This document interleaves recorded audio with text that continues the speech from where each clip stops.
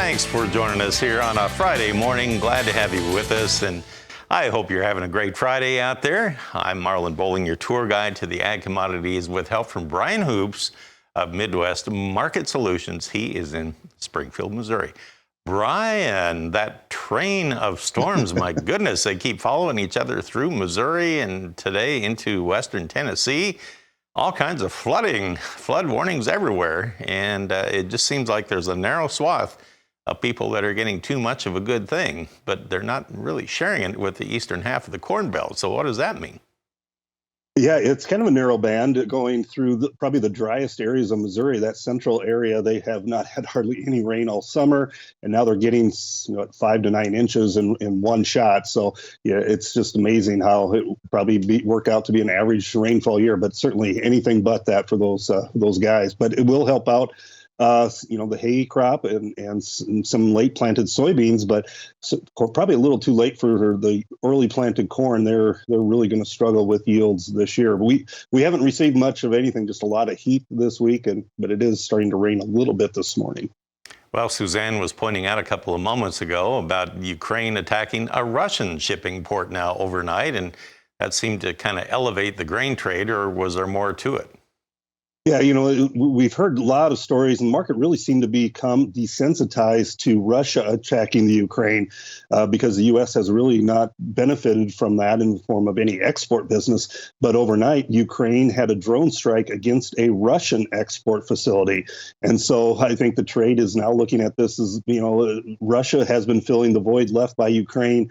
And now maybe Russia won't be able to export as much wheat. So the market finally found a little short covering and rallied wheat futures. There was also a little bit of news that I think it was Bloomberg reported that India is considering removing its duty on wheat imports, and that has not happened for quite some time. India, of course, is a huge user of wheat to feed its population, and they may be looking at importing some wheat into that country. So those two news items combined to give us a pretty nice short covering rally in the wheat, and we may not be done.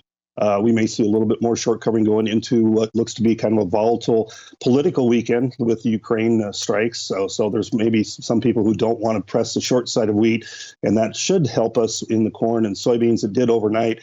But again, weather looks pretty decent for the next 6 to 10 days for the Corn Belt. How do you think the funds are positioned now on the grain? Yeah, it's a good question.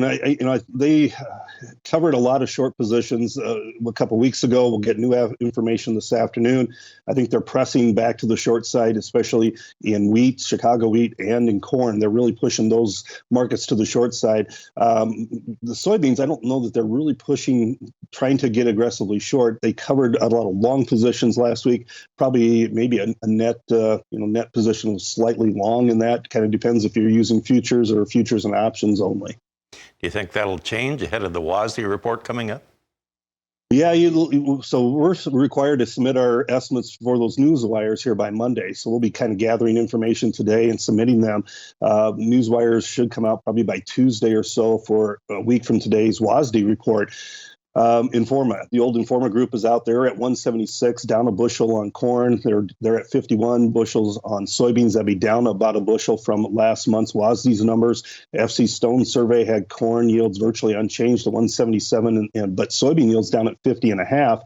There may be a propensity to see a little short covering in the soy complex going into that WASDE report, anticipating that the USDA comes off of that record yield of 52 bushel an acre, dropping it down a little bit into the 50.5, 51. Now, that would negate the bullishness after the report if that's what it says. But, market's always trying to anticipate. So, the bean market has dropped far enough. It should attract some buying interest, and most of that's going to come in the form of short covering. Let's take a look at how we finished up last night in our Globex trade. We'll have our quotes provided by Bar Chart. On corn, overnight, we finished pretty strong. We had December up 8 1/4 at 501 3/4. It actually clawed its way back with a 5 handle. On soybeans, you had September up 10 3/4. And look at November go. 16 higher at 1341 1/4. Nearly 20 cents off of its overnight low, about 19 cents off of that. And it got within 4 cents of its overnight high. Meanwhile, in that wheat trade, big moves in Chicago. Look at September up 22, December up 21 3/4. December finished at 676 and 3/4. In Kansas City, it was stronger, but it couldn't keep up with Chicago. September was 13 and 3/4 higher. December up 14 at 796. Got as high as 799 before it flamed out. Now, in Minneapolis, on the spring wheat trade, you had September up 13.5 at 847, and December 13 and 3/4 higher at 861 1/4. Do you think the market has punished the wheat market enough here over the past week that it can base out now or not? Well, yeah, we're down into some support areas that previously have held and given us some short covering rallies.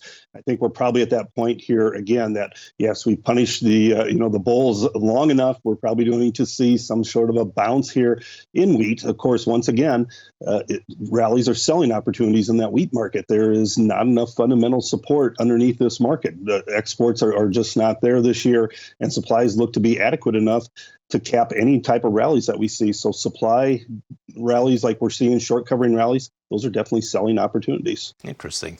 All right, Brian, we'll come back in just a moment. We'll take a look at the open for our cattle and hog markets on a Friday right after this. All right, we're talking with Brian Hoops, president of Midwest Market Solutions. Brian, let's talk about livestock here as we get ready to wrap up the week. What do you think the livestock trade is going to be focusing on today? Well, we did see a little cash trade yesterday, all in the north. Dress trade was pretty much steady to slightly firmer than a week ago. There was some live trade at it steady to $2 higher. So, we're tighter as far as numbers go in the north. And so cash trade is much stronger than what it has been in the south. We really haven't seen anything in the south and very little bids, very little movement whatsoever. And with the heat that they're going to see through the weekend, I don't think you're going to see a lot of cattle being traded, probably waiting until next week. And as a result, packers have slowed their kill speeds. I don't think they're going to get even to 25,000 head killed this week. So what that in fact does is props up the box beef, which they badly need to regain some lost margin as well. So you're going to see very little movement, I think, with that heat. Maybe some movement next week as we'll need to break some trade loose. But overall, the fundamentals kind of sloppy in here. Futures market trying to rally, anticipating that in a week or two we are going to see stronger cash trade. A lot of the gains yesterday were led by that December contract. I did want to take a look at the wholesale trade yesterday, so we can look at the afternoon beef cutout values and also what happened in the pork cutouts from yesterday.